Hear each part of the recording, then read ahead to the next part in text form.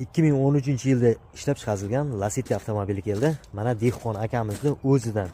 Dehqon akamiz o'zini ko'rsatishni xohlamadi. Shuning uchun telefon nomerlarini qoldirib ketamiz. Generalniy, oforment, xohlagan dokumentlaringiz bo'ladi. Dokumentida muammo yo'q.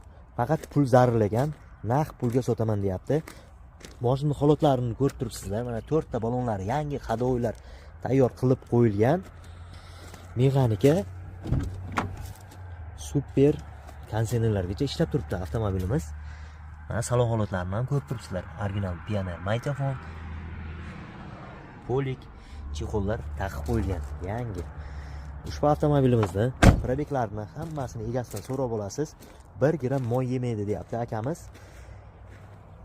Mashina narxini 65 million so'm kami bor deyapti. Ustida gaplashsalaringiz, kami bor 65 milliondan. Telefon nomerlarini qo'yib o'tib ketamiz.